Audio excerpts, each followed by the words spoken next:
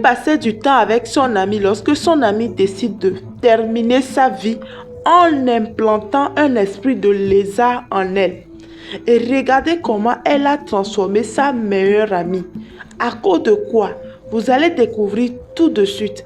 Et il y a une petite qui a reçu cette vision. Et là, elle était en train de sourire en demandant à son ami, est-ce que tout va bien? L'ami sourit et dit, tout va bien, allons-y. Allons, je suis sûre que j'ai eu le job. Et là, ils étaient en train d'aller. Voici le patron qui vient d'ouvrir la porte et les deux sont rentrés. Le patron cherchait une secrétaire pour l'accompagner dans ses missions. Et là, la jeune dame est venue directement à la maison. Ils étaient partis déjà au travail pour l'interview. Et là, le monsieur est en train de les annoncer qu'il ne veut qu'une seule personne. C'est vrai qu'ils sont des amis, mais lui ne veut qu'une seule personne pour l'accompagner. Il ne veut pas d'une personne qui a de la fièvre ou bien quelque chose comme ça. Des antécédents de maladies pouvant ralentir leur travail. Et il est en train de demander si l'un d'entre eux souffre. Parce qu'il n'a besoin que d'une seule personne. Et l'autre dit, patron, moi je ne souffre d'aucune maladie. Et elle profite de dire, c'est mon amie qui a une maladie générationnelle. Elle a hérité de ses parents qui l'ont hérité de leurs parents. Donc c'est une maladie qui vient de génération en génération. La jeune dame dit non, je ne souffre de rien. Le patron dit, une maladie qui se transmet de génération en génération, comment? La dame est en train de mentir en disant que de voir même comment elle respire.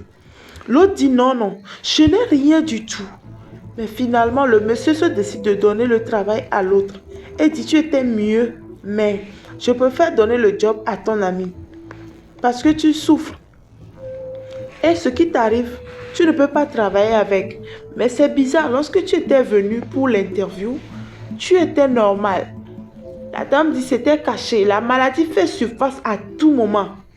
Donc, je préfère prendre ton ami puisque c'est aussi ton ami. La dame s'est mise à genoux et a dit, monsieur, s'il vous plaît, prenez-moi. Je ne souffre d'aucune maladie. L'autre dit, toi, tu es malade. Tu es souffrante. Tu ne peux pas faire ça. La jeune dame dit, patron, je n'ai jamais souffert d'une maladie générationnelle. Rien du tout, s'il vous plaît. Prenez-moi. Mais en même temps, elle a du mal à respirer. Et là, voici ce monsieur qui était avec son enfant et il est en train de leur présenter sa fille. Et la sorcière dit, votre fille est très belle. Et la fille dit, papa, pourquoi cette dame fait comme ça à son ami? Mais le papa ne comprend rien et s'approche de la dame. Et lui dit, pourquoi as-tu été si méchante avec ton ami? La dame dit, je ne lui ai rien fait. L'enfant dit, je t'ai bien vu. Pourquoi as-tu fait cela à ton ami? Dis-moi. La dame dit, mais monsieur, parlez à votre enfant, je ne comprends rien de ce qu'elle dit. Le papa dit, s'il te plaît bébé, reviens ici.